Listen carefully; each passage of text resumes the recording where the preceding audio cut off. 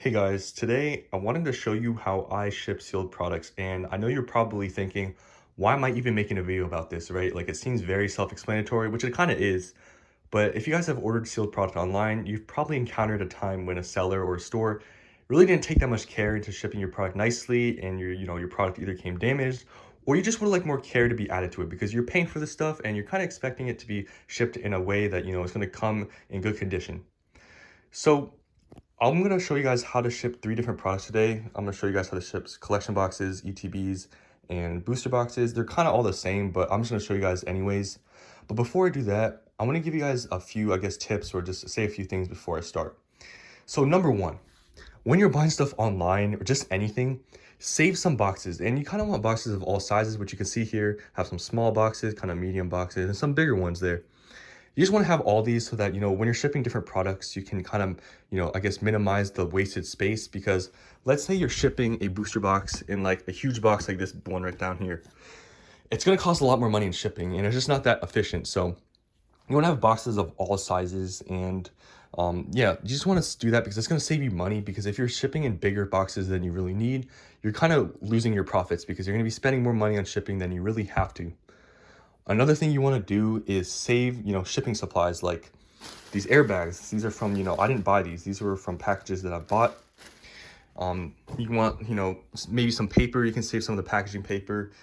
I have some of these, styrofoam peanuts here. I have a ton of these, and there's some bubble wrap under there. So yeah, just make sure that, you save all these supplies.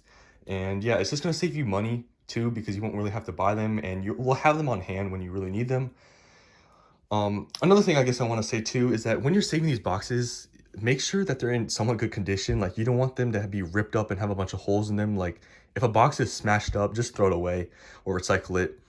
But if it does have a few small holes, you can just cover it up with some tape. Like I've had a few packages where it had a small dent in it, and I just taped it over just to make sure no water gets in.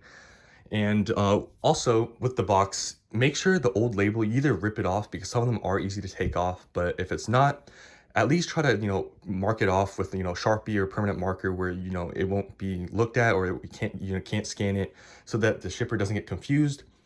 And also, when you're putting the label on the box, make sure you use clear tape and tape it all the way over. Like make sure the clear tape is over the whole label so that the label doesn't get, if it rains, it's still going to be like waterproof. So that's a few things I want to say before I start, showing you guys how I ship these things. And like I said, this is kind of redundant to show you guys all these three different products, but I just want to show you guys how I do it and show you guys a few different things that I ship. So let's start with the booster box here. So the booster box here, we already kind of got it set up with the right size of bubble wrap. And I'm going to be using this box. This is the smallest box I can find. And honestly, it's like perfect for a booster box. And here's the sizing if you want to... Is there sizing on this one? No, this one doesn't have sizing, but some of the boxes on the bottom actually say the size. But you can see this one doesn't, so I don't... Oh, is it this one? I don't know. This one doesn't really say the size. So let me just hook up my phone right here. I'm gonna put this on here. Okay, fix this. All right, so first, I always wrap whatever I'm shipping in bubble wrap. I always wrap it. It doesn't really matter what it is. I just want to wrap it in bubble wrap. So here, all I'm gonna do, and you can use like different sizes of bubble wrap. There's some that has big bubbles and smaller ones. It doesn't really matter too much. But you want to at least have one layer of bubble wrap in to cover your product. So here, all I'm going to do is kind of do this. Wrap it up like this. And that's pretty good. So I'm not actually going to tape it up and do everything I would. But what I would do is I'd put a piece of tape on the top here to kind of secure it. Then I'm going to fold the sides in like this, kind of like this. I know it's kind of messy, but fold this in, tape it in, and do the same on the other side.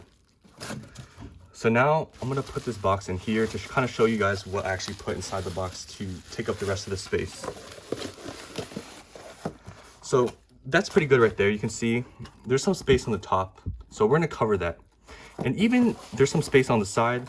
So what I like to do with these smaller ones is I actually like to add packing peanuts. So I'll grab a handful of packing peanuts and kind of put them on the top so it kind of, doesn't move around, because if you don't put these on the top, when the box, gets closed and you shake it around, it might move. But by adding the packing peanuts here, you kind of, you know, it doesn't move around as much. So it's kind of just all very firm and it doesn't move around. So that's how to ship this. That's how I would do it. And, you know, if you obviously had a bigger box and not one this small, you can just add more packing peanuts, or you can add some bubble wrap or packing paper or really whatever, but that's how you ship that. Next here we have the ETB. Now this one, pretty much the same deal. I got a box right here. Here's the size of this one. This one's pretty good for ETBs, 10 by 8 by 6.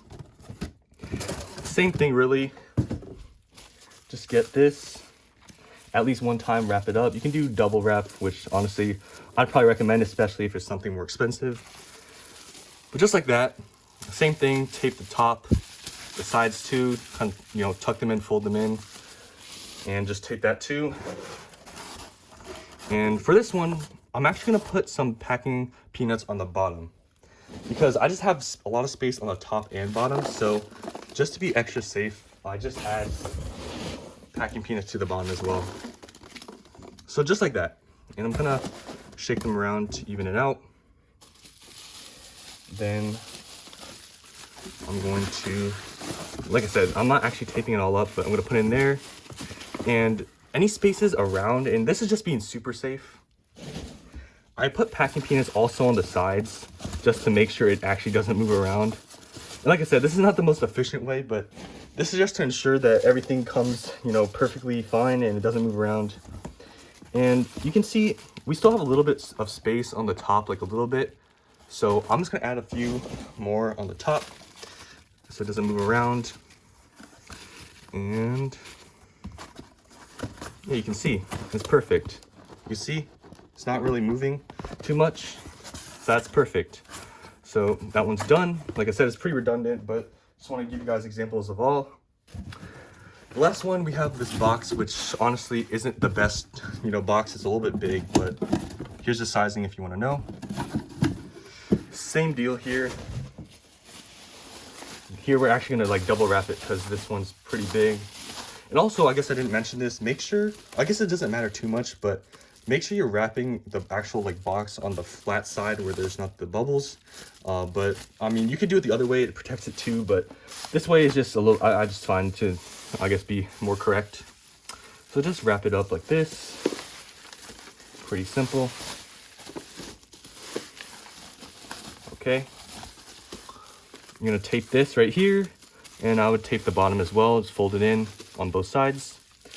But like I said, not gonna do that because I'm just demonstrating here. Open this box up. You can put some peanuts on the bottom, I guess, if you want.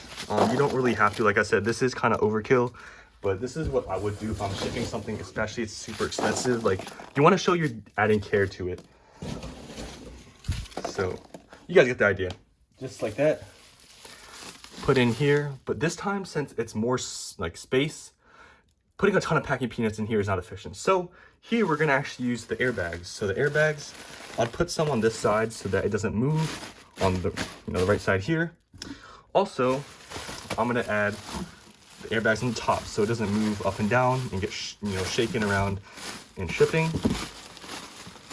So just like that, it's pretty good. And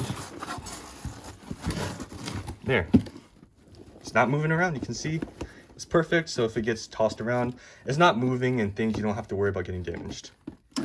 So yeah, that's the end of the video. And also, I guess to add, when you're taping this around, I always like to go around like the top here, like going this way. I like to go all the way around at least once. But yeah, that's about it. I know it's pretty self-explanatory to ship things, but I just want to show you guys and give you guys, I guess, a few tips on how I do it. And by this way, you're kind of ensuring you're gonna get a positive review, because if it, you know, if the buyer knows and sees that you're not really taking much time to, you know, ship your stuff carefully, they may not buy from you again, and you may get a negative review. So hope you guys, you know, I guess learned something from this video. I know, like I said, it's kind of self-explanatory, but just wanted to make this video, you know, to show you guys how I do it. So hope you guys enjoyed, and I'll see you guys on the next one.